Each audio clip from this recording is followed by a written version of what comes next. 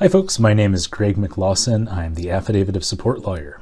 I have spent the past 10 years representing plaintiffs in federal litigation to enforce the I-864.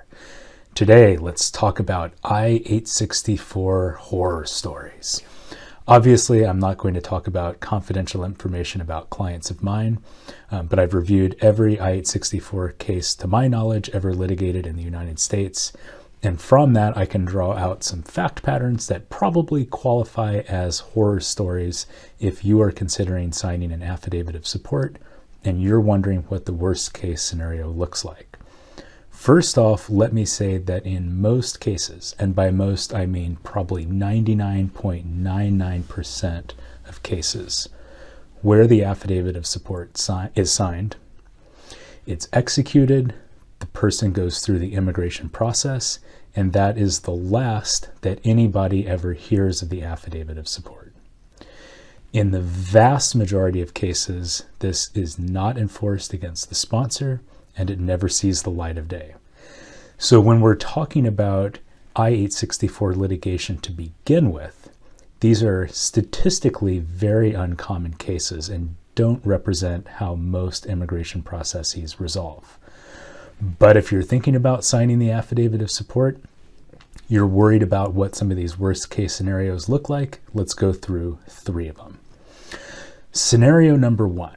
Let's say we've got a U.S. citizen service member who's deployed to somewhere far away.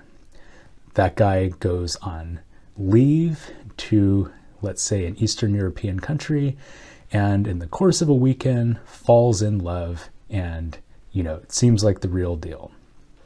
Fast forward, he's filed a fiancé petition for this individual, thinks it's going to be love forever. They move back to the United States. The foreign national immigrates on a K-1 fiancé visa. They get married, go through the marriage immigration process thereafter.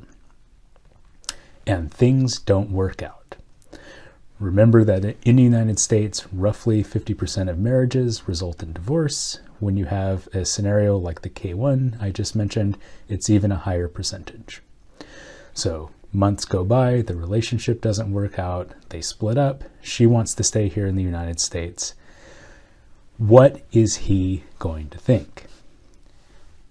Regardless of the intentions of the parties going into it, that guy is very likely to have suspicions that the marriage wasn't legitimate to begin with and that he was used in that process for the purpose of a green card. Let's just stipulate that that's his view. It doesn't matter under the affidavit of support.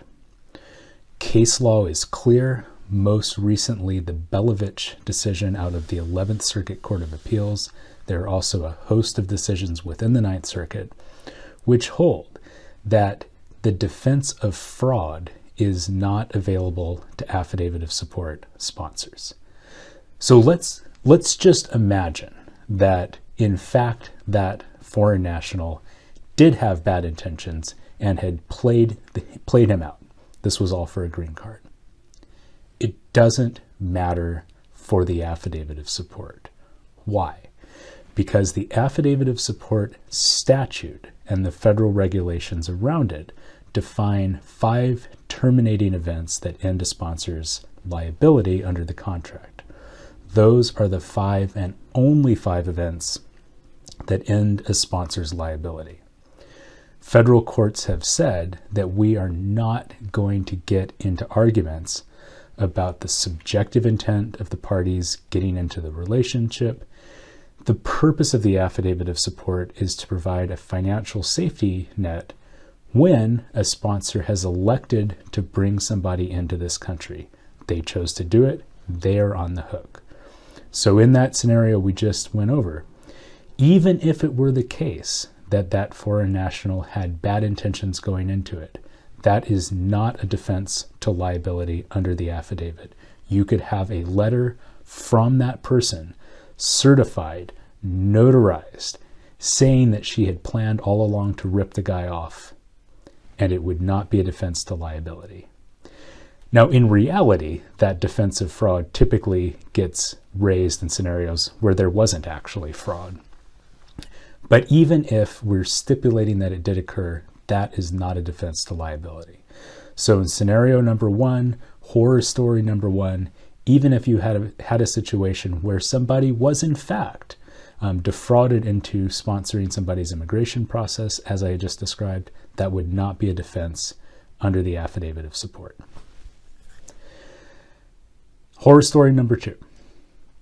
Similar situation, U.S. citizen sponsors a foreign national spouse.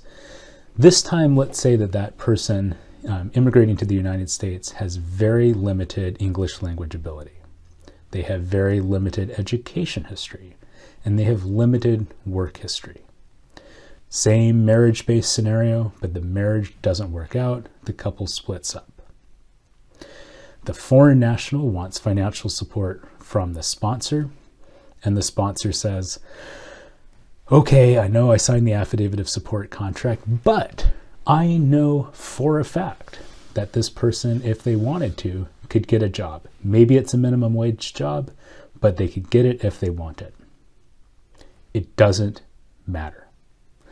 Under the Leo v. Mund case out of the Seventh Circuit Court of Appeals, a sponsored immigrant has no duty to mitigate damage by seeking employment.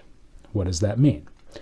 If this were a standard contract that did not have the force of the Immigration and Nationality Act behind it, common law in effect in most jurisdictions in the United States would place an affirmative duty on the sponsored immigrant to seek employment if she could.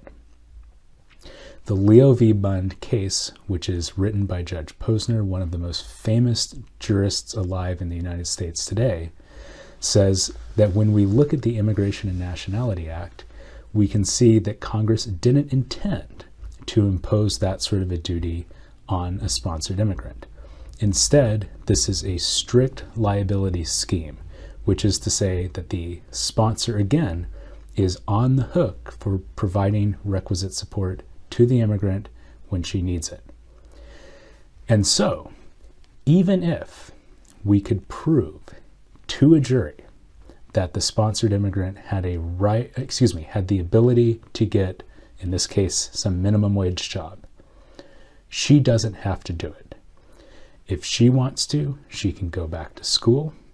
She can spend her time working on English as a second language, and that is just fine. That is her choice. She has no obligation to seek employment. So horror story number two, if you want to think about it that way, is a situation where the sponsored immigrant voluntarily chooses not to be employed, even though she could. That is her choice. She can invest her time the way she wants to, and she can still recover financial support from the sponsor. Horror story number three.